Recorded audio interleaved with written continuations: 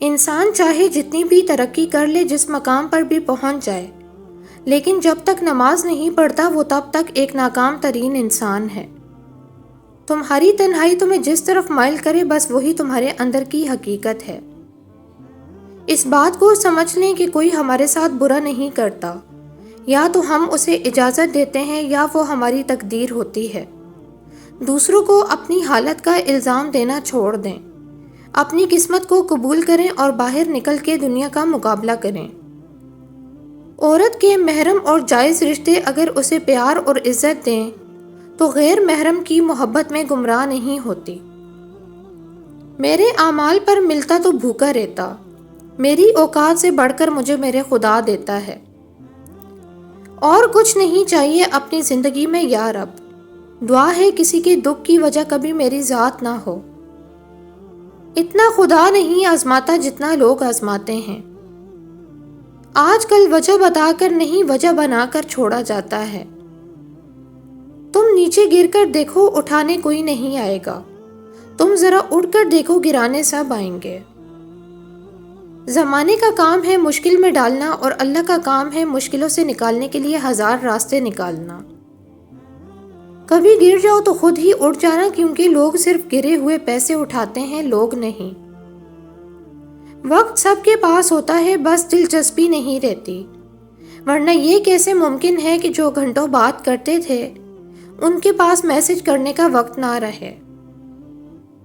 روز و شب کے میلے میں غفلتوں کے مارے ہم بس یہی سمجھتے ہیں ہم نے جس کو دفنایا بس اسی کو مرنا تھا۔ ہمیشہ کے لیے کچھ بھی نہیں ہوتا، اپنے آپ کو دباؤ کا شکار نہ بنائیں۔ کچھ بھی ہو، کیسے بھی حالات کیوں نہ ہو، وہ بدلیں گے اور ضرور بدلیں گے۔ یاد رکھیے، سوشل میڈیا پر آپ کی زبان یا قلم سے نکلی ہوئی ہر بات آپ کے نامہ اعمال میں شامل ہو رہی ہے۔ جب بوجھ بنو گے تو اپنے بھی گرا دیں گے۔ جس پر سے حیا کا پردہ اٹھ جاتا ہے اس پر پھر کسی گناہ کا پردہ نہیں رہتا۔ بے شک اللہ انتہائی حیا دار ہے اور حیا داروں کو محبوب رکھتا ہے۔ اپنی حد میں رہنا سیکھو، حد میں رہنا اللہ تعالیٰ کی بہت بڑی نعمت ہے، کیونکہ پانی جب حد سے بڑھ جائے تو طوفان بن جاتا ہے، اور اگر انسان حد سے بڑھ جائے تو شیطان بن جاتا ہے۔ مجھے دنیا میں مقبولیت نہیں، بس اللہ سے قبولیت چاہیے۔ اس کے نزدیک ضابطے بہت الگ ہیں جانچنے اور پرکھنے کے۔ وہ دل دیکھتا ہے صورت نہیں، وہ نیت دیکھتا ہے عمل نہیں، وہ کوشش دیکھتا ہے نتیجہ نہیں، وہ معیار دیکھتا ہے مقدر نہیں۔ کامل یقین تو وہ ہوتا ہے کہ جب آپ دعا مانگ کر انتظار کرنا چھوڑ دیں، صرف یہ سوچ کر کہ وہ تو اللہ ہے، وہ تو سب کی سنتا ہے اور قبول بھی کر لیتا ہے۔ کچھ لوگ ہماری زندگی میں صرف تھوڑے وقت کے لیے آتے ہیں، اللہ ان کو لاتا ہے پھر نکال کر لے جاتا ہے۔ تکلیف ہوتی ہے، مگر دنیا میں کوئی انسان ایسا نہیں ہے جس نے کسی کو کھویا نہ ہو۔ سب کسی نہ کسی کو کھوتے ہیں، کوئی بے وفائی کے ہاتھ، کوئی موت کے باعث، کوئی ذرا سی غلط فہمی کی وجہ سے۔ خیالی خوشی اکثر حقیقی رنج و غم سے کہیں زیادہ قیمتی ہوتی ہے۔ ہمیشہ چھوٹی چھوٹی غلطیوں سے بچنے کی کوشش کریں، کیونکہ انسان پہاڑوں سے نہیں بلکہ چھوٹے چھوٹے پتھروں سے ٹھوکر کھا کر گرتا ہے۔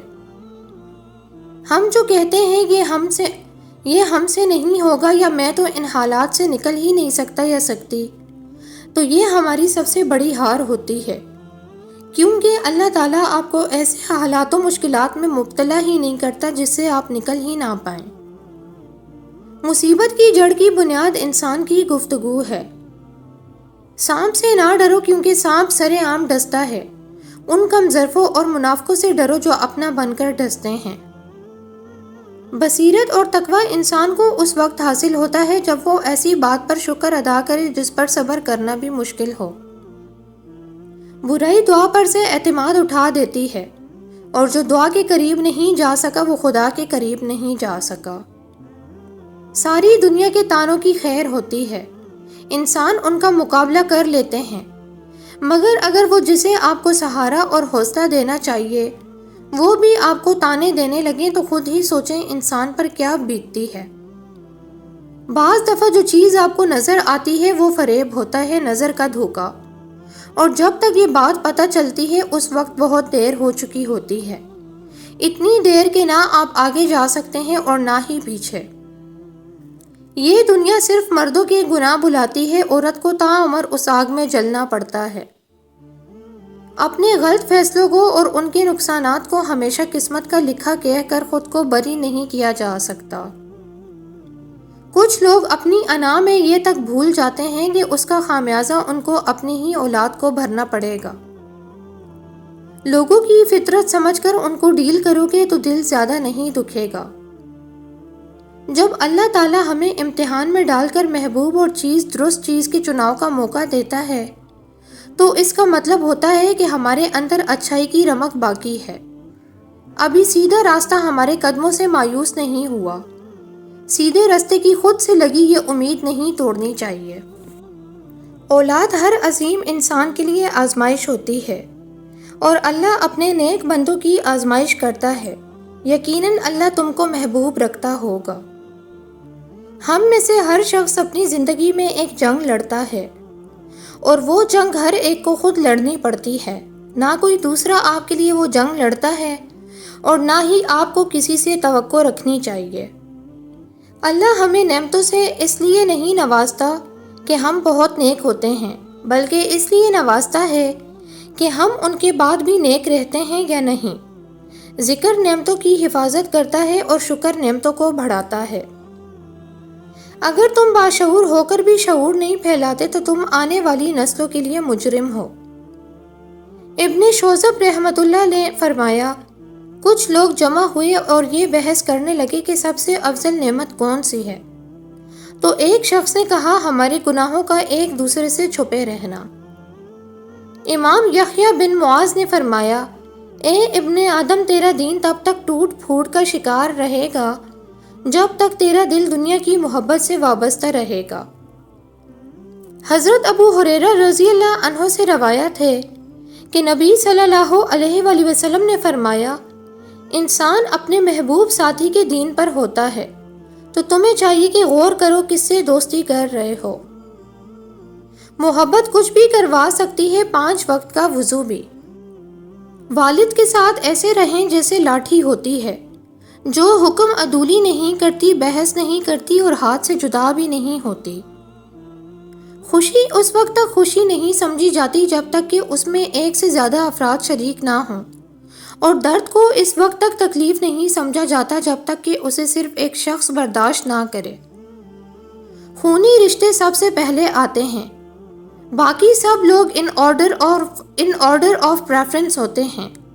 جب کبھی ایسی سچویشن آئے گی تو تمہیں بھی سب سے پہلے ماں باپ یاد آئیں گے۔ ماں باپ کا دامن بہت وسیع ہوتا ہے، شاید اس پوری کائنات سے بھی زیادہ وسیع۔